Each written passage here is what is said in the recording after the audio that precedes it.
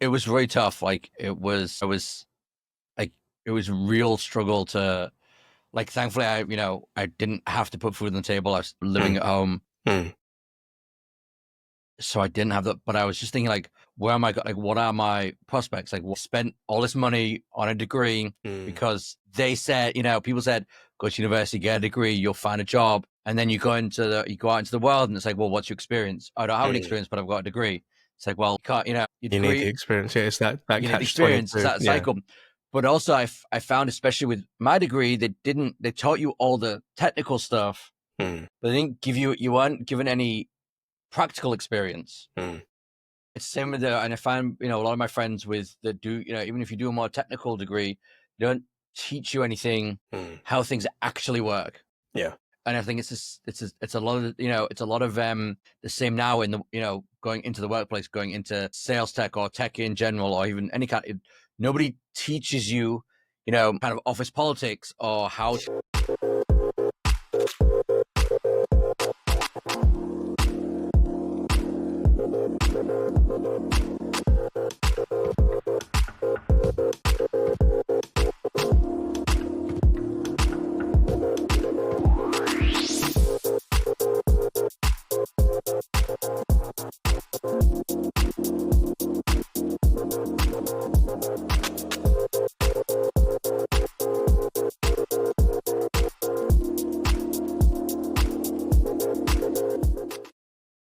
Hello, listeners, watchers, fans, and subscribers of the SDR DiscoCall Show. My name is Bhuiyan, and I'm your host with the most. If you've stumbled across this episode and you're wondering what the hell is this all about, so we live in the world of tech sales, I think startups and core scale-ups. And what we like to do is focus on a position called business development or sales development.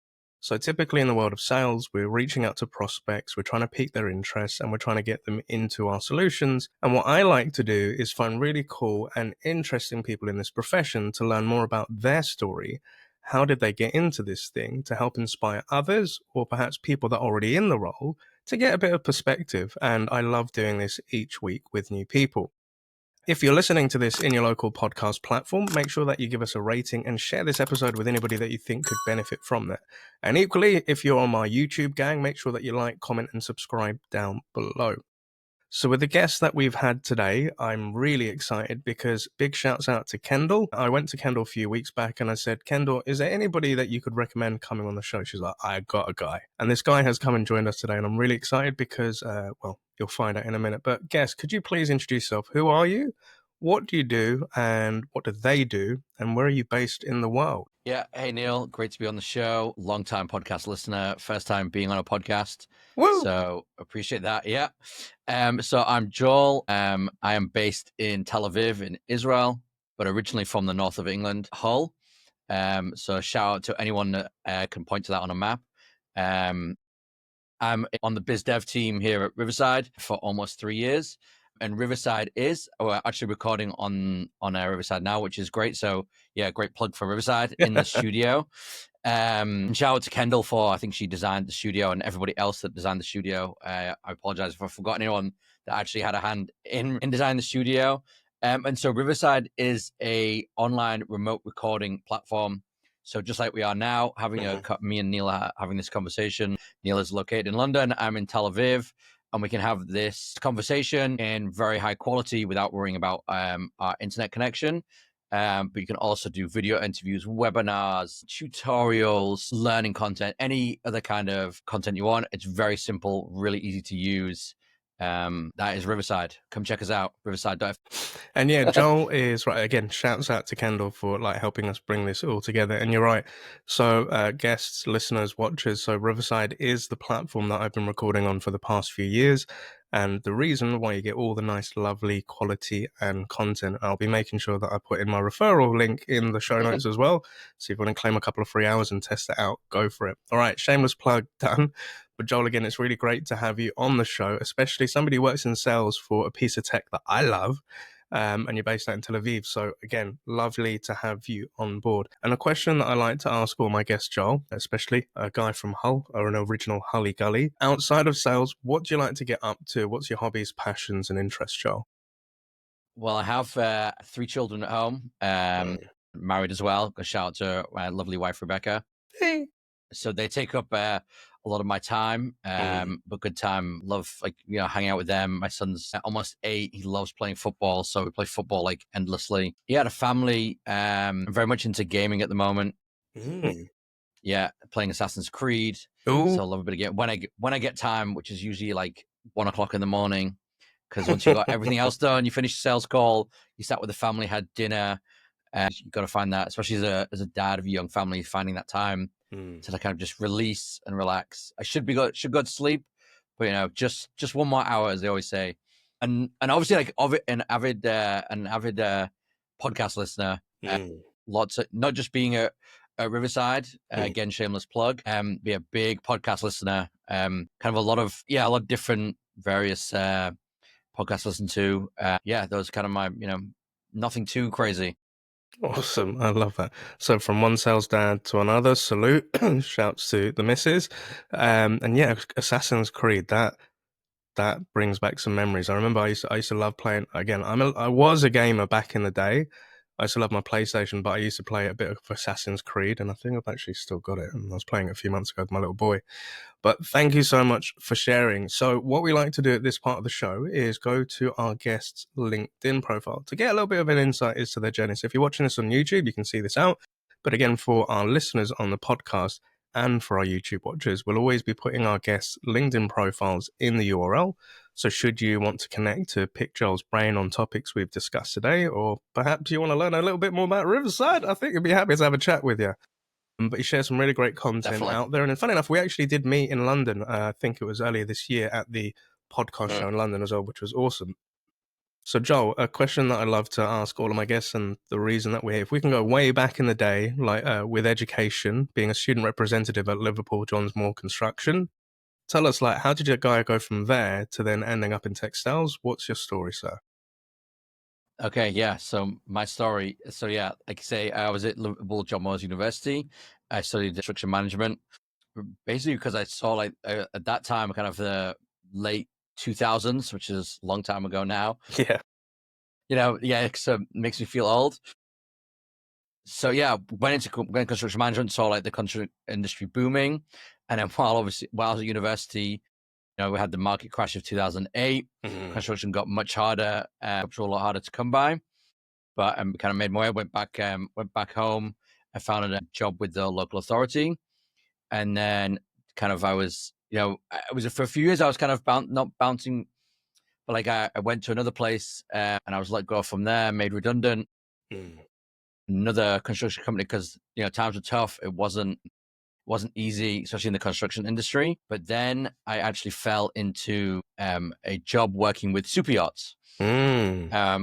Which is pretty cool people. So unfortunately, I wasn't on the yachts itself, but what I was doing was supplying them with provisions. So all their groceries, all their high quality meat, fish, even like little things like tomato ketchup, salt and pepper. When you charter a yacht, as I'm sure you're successful podcast host Neil, you're always chartering yachts. I'm around the world. I'm on the 7 seas. Yeah, exactly. So, when you're out at sea, you don't have time to get off and go shopping. So they would call us, and I lived on the French Riviera for 6 months. So I was I was in Monaco, Antibes, Cannes, Saint-Tropez.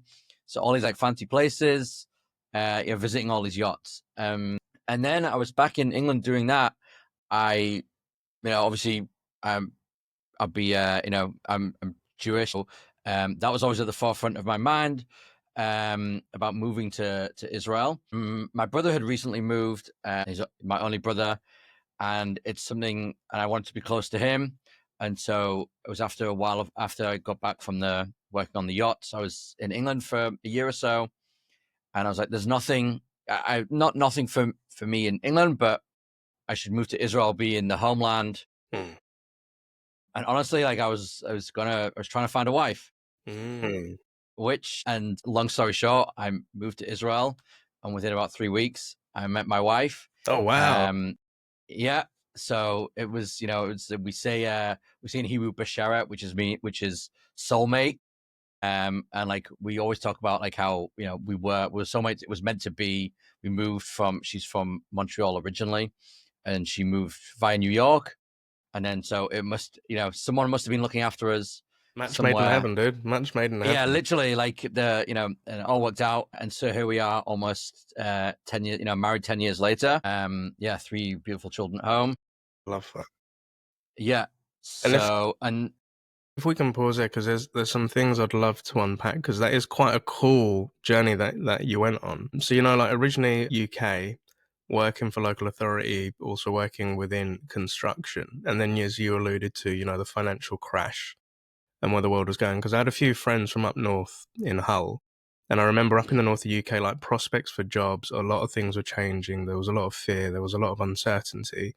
And I saw this with a few mates that either worked in mills, etc., and around the steel places and everything like that. And as a young man, like coming out of education and seeing the prospects of the world, like what the hell's going on, I wanted to know, like, where was your mindset at as to like the future and like kind of like where things were going? Like, how were you dealing with that, Joel? it was very tough. Like it was real struggle to, like, thankfully I didn't have to put food on the table. I was living at home. So I didn't have that, but I was just thinking, like, where am I? Like, what are my prospects? Like, spent all this money on a degree because they said, people said, go to university, get a degree, you'll find a job. And then you go out into the world, and it's like, well, what's your experience? I don't have an experience, but I've got a degree.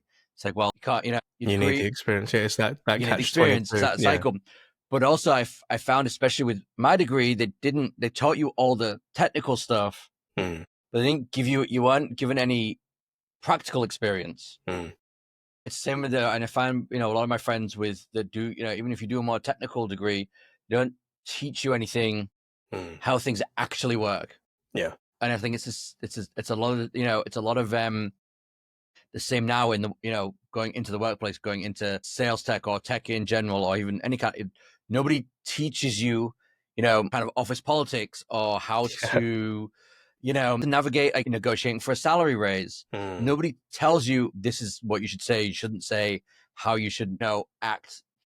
You're kind of thrown in At the and just deep end, expected to right? get on with it. Yeah, Yeah. exactly. And just Yeah. and I feel like a lot of people sink and some people just tread water. Yeah. And you just kind of live with it. So, like, yeah, back then it was very tough, and it's but things always work out. I think if I'm a big positive mindset, and putting positivity out into the world, like, think positive thoughts. Love that. And they will happen. Yeah. It doesn't always happen, but like it I think you've got to try. You've got to try. If you don't try, nothing will happen. 100%. And thank you so much for sharing that. So there's quite a few things I can kind of relate to, and obviously I didn't have the experience of. So like I was a guy that didn't go to, I got kicked out of college twice, didn't go for university, and I'd always been more happy working and having hands-on stuff. But to your point, like within education, not having, like, how do you budget your money? Like, how do you pay your bills? How do you negotiate? What is office decorum? What is business acumen? All that sort of stuff. And I was lucky to learn it. Like when I worked in local authority myself, that's when I learned how to write business correspondence and how to deal with customers and claimants and all of that stuff. That was kind of like my learning. But also like, trying to figure out like where we're going to go, what was kind of happen as well. And that's kind of like one of the reasons we did this show, because we have a lot of people may come have graduated and then they come out into tech sales as their first job, and they have no insights into this sort of stuff. So that's kind of like why we've done this show, to like show what things to learn, what things you can pick up and everything like that. So again, to hear it from somebody that's been through the education system, come out and gone into the real world. And then I'm also interested to know like super yachts, right? So as you said, like you're providing like the food and like all the condiments and everything for these super cool yachts and perhaps these really rich people, but you're going to the French Riviera, you're like near Monaco and stuff like that. As a young man that was out and seeing those sort of places, like what was your perception of the world then? Because obviously we've gone through financial crash into a very wealthy area, dude. Like what was that life and perspective like for you?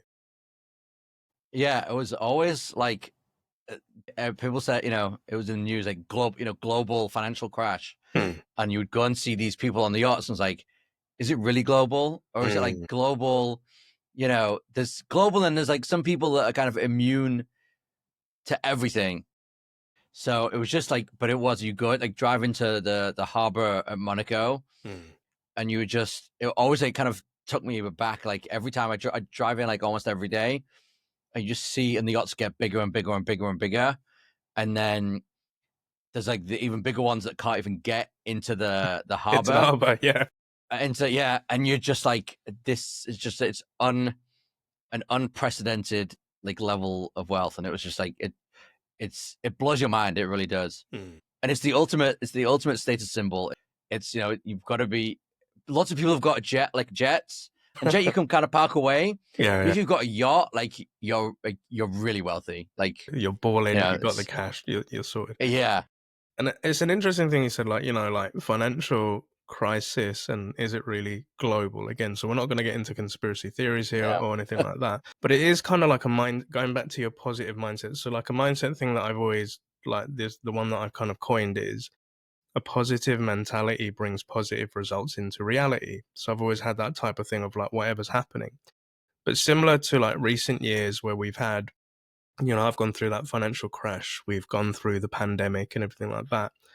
And what I've normally seen is that that's kind of when the world goes nuts and then everybody's focused on these big problems like that. And I think working remotely and working at home, I was just kind of like, well, I can't really change what's happening in the world, but I can kind of control like how I react. So I decided to launch a podcast, and that really worked out well. And when I've seen stuff in recent years with fears of a recession and a crash again, I'm just like, do you know what? Keep your head down, look at things which can still work in that world and see how that can benefit you. So for me, it's like been online sales training and coaching. You can do this shit remotely, right? And obviously doing podcasts remotely. That's why I love using Riverside. Riverside actually helped me through the pandemic because it gave me a connection with people, and I could talk to people like this when, I was kind of like stuck at home. But yeah, I think, whatever's happening around in the world, I think the people that get paid or either survive it are doing things even though the world's still going through sort of madness. So anyway, I digress. But as you said, coming back to the UK, speaking with your brother, and then thinking about going back home to Israel and heading out there and meeting your beautiful wife and like setting up a life and everything like that. I can also see like on your LinkedIn profile, like Redwood International Sports, and you had quite a stint there. So what was going on at Redwood and what was that life all about? Yeah. So I worked at Redwood. Redwood's a good company. Still is a good company. And they do football and cricket statistics. And so I was in the cricket department. And I was there for a long time. So I was watching cricket all day, every day. Shout out to the guys that are still there. It kind of got to a point where I was very stagnant. I was doing very similar things every day. And I needed a change.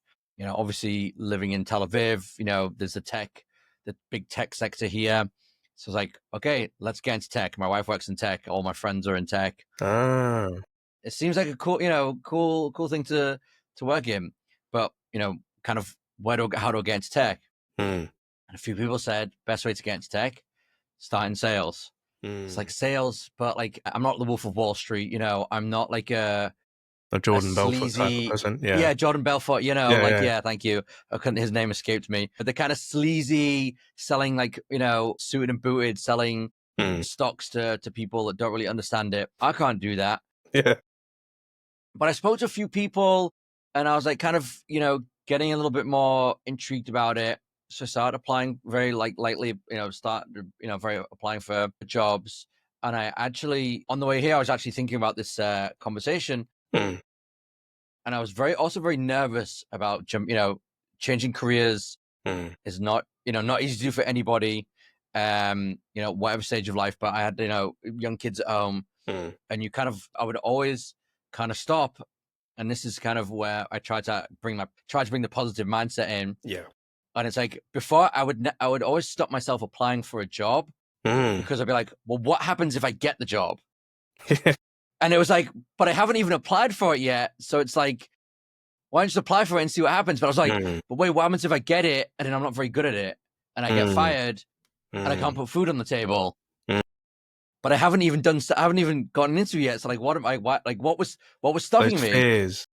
it's all, and it's like, and and ultimately, like, I was like, whatever happens, like, I have a support system around. I have my parents. My parents came to Israel also, like, not long after I did. So, like, I had a support, good group of friends and a community around me. And I was like, whatever happens, we'll be okay. Things are, and also a big believer in, things happen for a reason.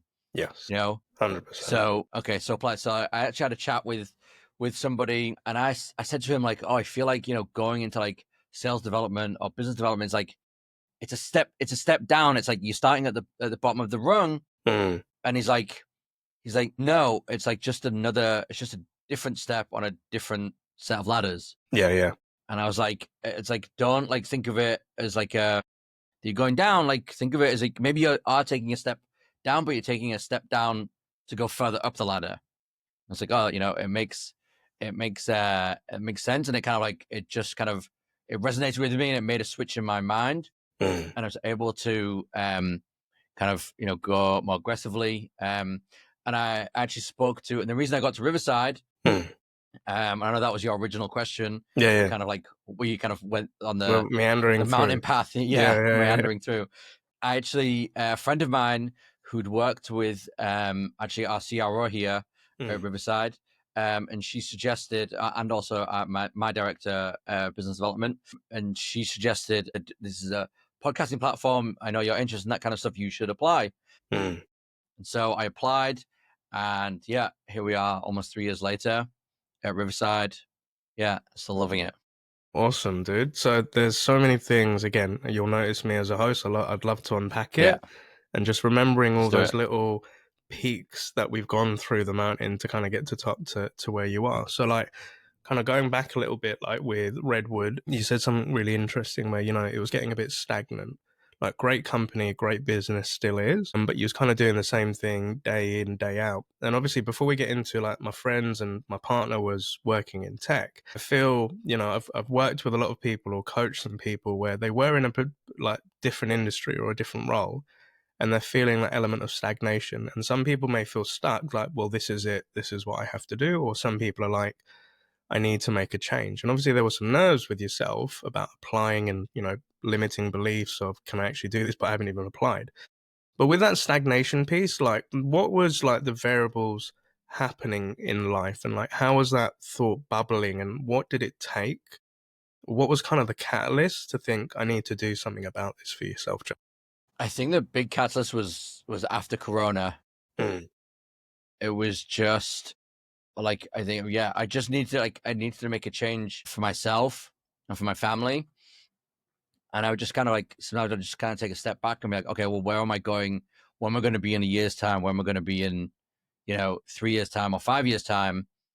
And, as good as, Redwood was, it was very kind of flat structure. It was like, everything was, kind of an older company, or well-established company, I should say, rather than old.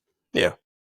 And there was just like, I wasn't learning anything new. I wasn't expanding and kind of being tested. And it was just time. It was like time for change. I was there 7 years, as I say, a year is a long time in politics, but 7 years is a long time for anything. It's a long stretch, yeah.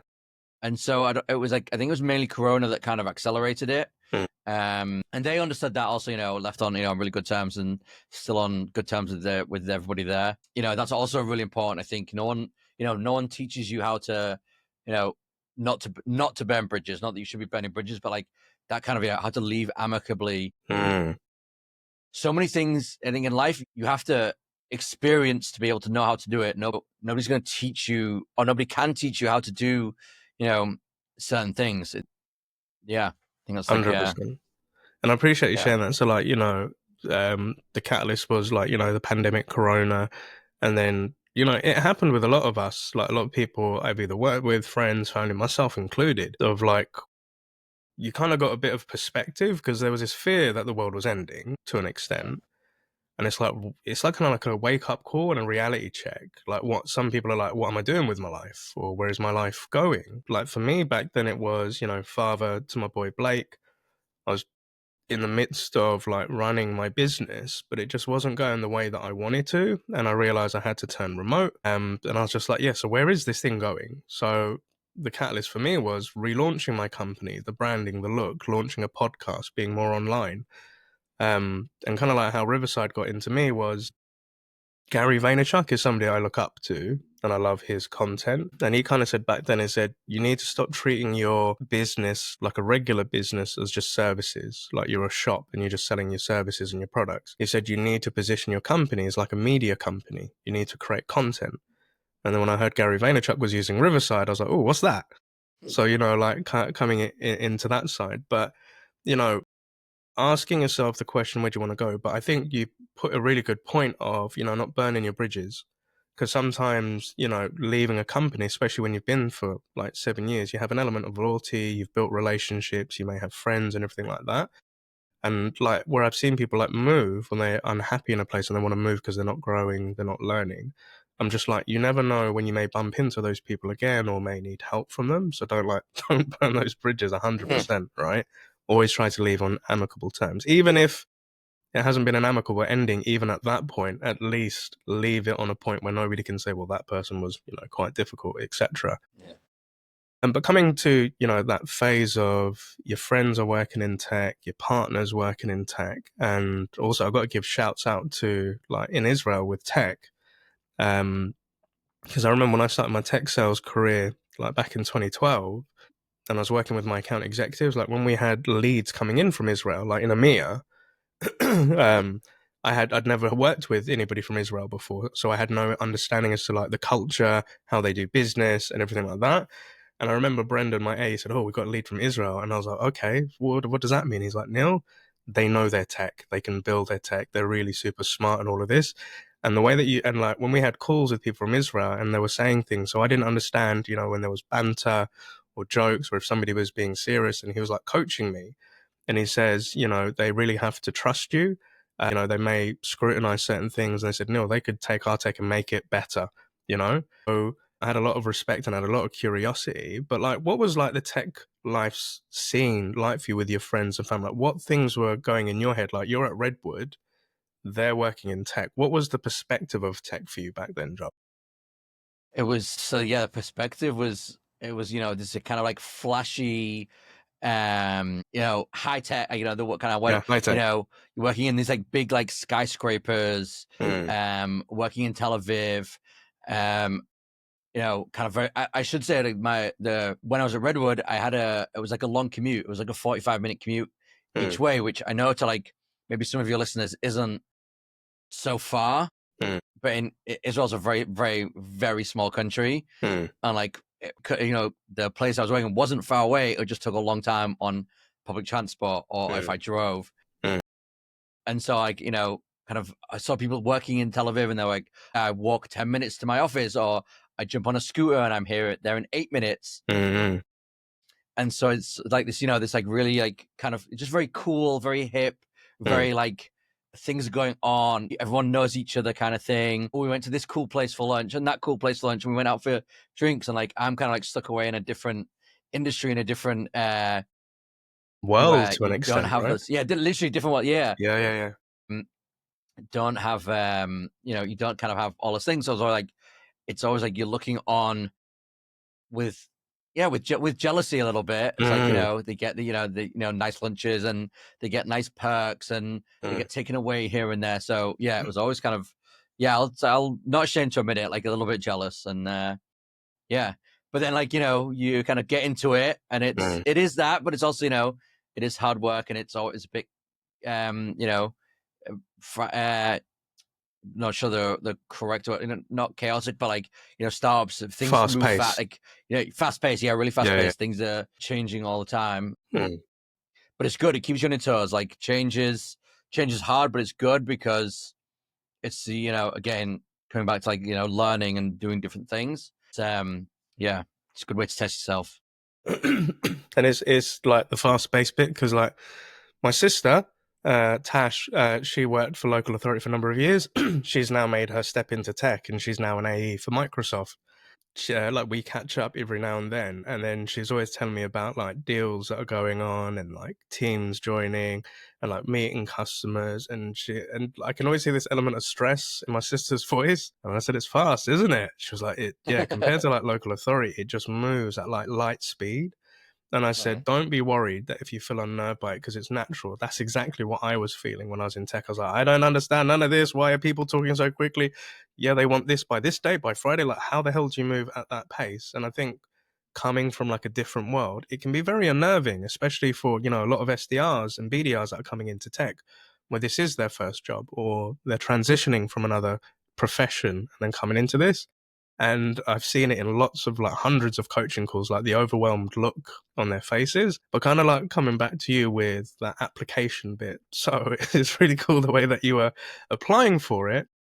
And then, you know, some people, the limiting belief would be, I'm probably not going to get it. But you were thinking in a different way of like, what happens if I do get it and I do get into that job? But then you're saying, well, Joel, I haven't even got the job yet. Like, I haven't even got the interview. Like, I think having an element of worries is a healthy thing, because you're then reflecting and asking, what's the eventuality of this actually taking place? And I remember when I went in for the interviews, I used to think, I'm probably not going to get it.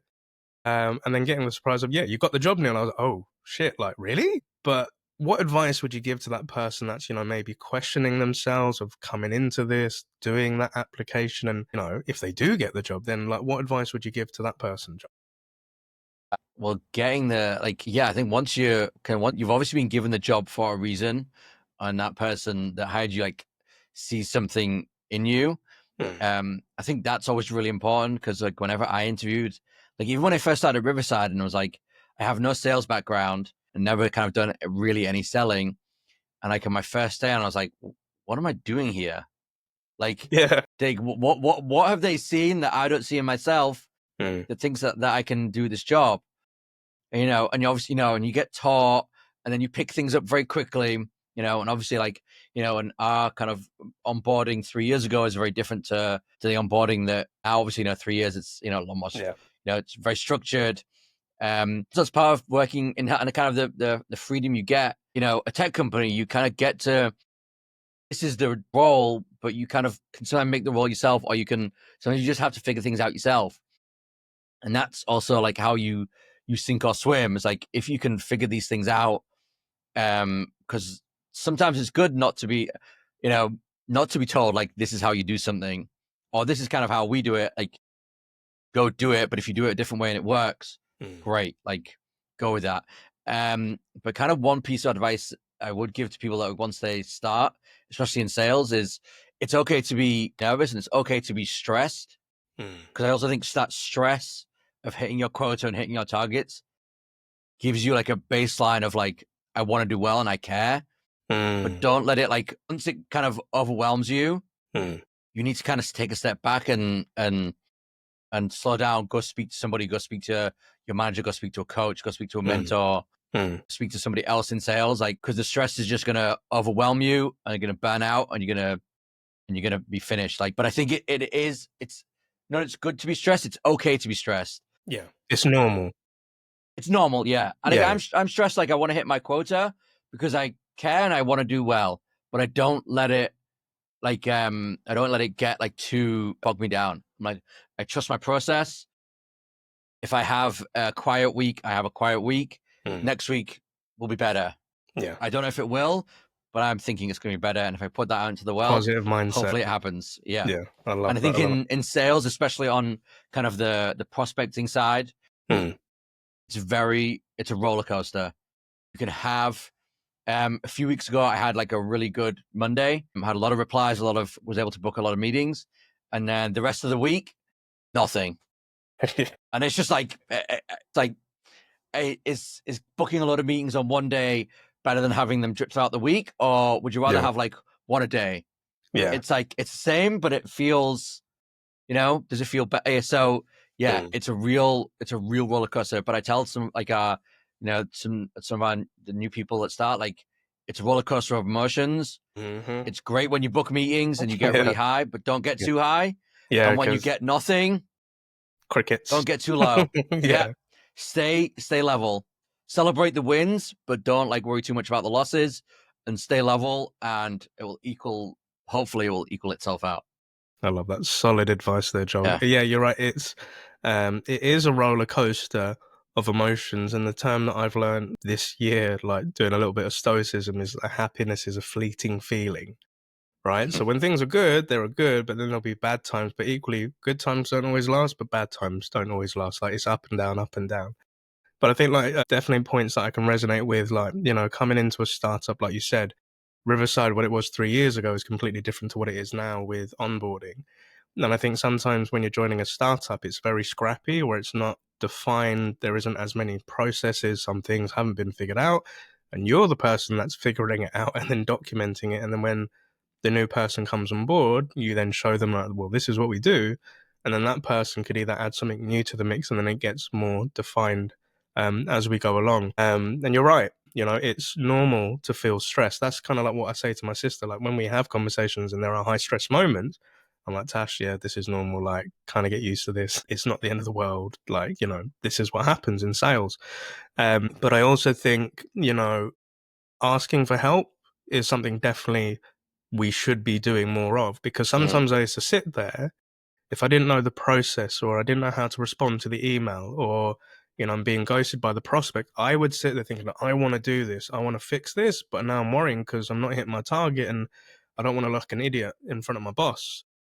But I learned that by asking for help is a sign of strength and maturity. So asking, like, how do I get past this? Because another thing that I learned this year is every problem you have has already been solved. You just have to find the people that have solved it before you. So mentors, coaches, people, you know, I'm always looking to learn. And also like with tech sales, like when I'm coaching a lot of people that come into the profession for the first time, you know, they get a lot of training. So it's like how they cold calling and, you know, creating emails and templates and DMing people on LinkedIn. And where there's this element of, but nobody's getting back to me. Like I really crafted this email. Like I gave a great opener on my cold call. And I'm like, you have to kind of let go of the expectation. Just because you've done something really well, people don't have to respond. People don't have to get back to you. But they're like, yeah, but I messaged them and like, this is what we do in our industry, right? And I'm like, yeah, that's kind of what you do, but that doesn't mean people have to buy from you or people have to listen to you. Yeah. But it's learning the art of how do you connect on a human experience? How do you get somebody interested? How do you not come across as salesy, but genuine? That's the bit that nobody really teaches you in sales training per se. And that's, like you said, you just have to experience it and go through it. Because like I sometimes look at some of my old prospecting emails. I've got like some of them in my LinkedIn DMs from like 2012, and I look at it, I was like, dude, Neil, what the hell were you doing, bro? You were sending like an essay to like CEO. Some booked, some did. Yeah. Back then it worked. But I was like, I was training this person the other day on how to send LinkedIn DMs. And I said, the analogy that I use is, Joel, if I send you an email from my inbox, that's kind of like the office. It's prim, it's proper, it's articulated, grammar, punctuation is all clean. And then, you know, sometimes what I used to do was if I didn't get a response in email, I would copy that email into a LinkedIn DM and then send that with a hope. But, you know, most 9 times out of 10 people wouldn't reply. And I was saying to this person, I said, well, if inbox is the office, then LinkedIn is the water cooler. That's where people go to chat and procrastinate and gossip and doom scroll. So why would somebody want to see the office in their LinkedIn cooler DM? So we'd like say making it short, snappy, kind of like a WhatsApp message. And then the person said, yeah, it's a little bit more casual. And then I showed him all the replies and I said, so here's an example of Neil's. I reached out to a guy called Peter, who's a CEO. Can't say the name of the company. But I showed him like the original DM I sent him in 2012, and it's like this long. It's like 3 paragraphs long. And then 5 years later, I sent Pete another DM, very like a WhatsApp. Hi, Pete. How you doing, dude? How's life? How's the family? What's going on in business at company? Very short. And he just responded. And the CEO just responded with these long paragraphs. Neil, good to catch up with you. And I said, look at the difference, right? But I said back then as an SDR, I didn't know. But then I had to go through and understand people buy from people that understand them. But these are the things where, so sorry, I'm harping on. The point is, just because we do something great after our training, it's like kind of getting the degree, right? You get the degree, you get all the theoretical things and the frameworks and how to practically like put things together. but it's going out into the world and then actually interacting with people and doing it practically day to day. I don't know. How does that land with you, John? Yeah.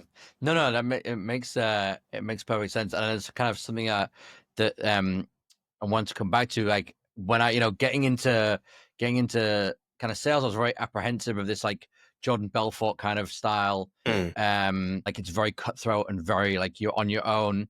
But like I will say, like Riverside, like we've cultivated an amazing team, like kind of all the way through the president, from BD to the AEs and even the CSMs. Everybody's there to help each other. There's so much knowledge sharing that goes on, like within like the whole team itself, and then within individual teams. Like there's so many Slack messages like, oh hey, like I use this on a process, I use this technique and like this worked for me. Like here's what I did. I was like, oh great, I'm gonna try this. And like so that makes you feel good. It makes you feel that like everybody is going in one direction. They're not all kind of in their own silos, just out to hit quota, get money, and that's it. They kind of care about themselves, but also care about each other. Because obviously, if everyone succeeds, like you get there a lot faster. So like that's also kind of just like knowledge and like and just asking for help. Also like, hey, I've got a prospect that has ghosted me. They don't have any techniques, and someone shares, I tried this and I tried that, and like I went to their house and knocked on the door. I sent them I sent them lunch one day. There's all these. Also, you hear on LinkedIn like all kind of stories that people tried.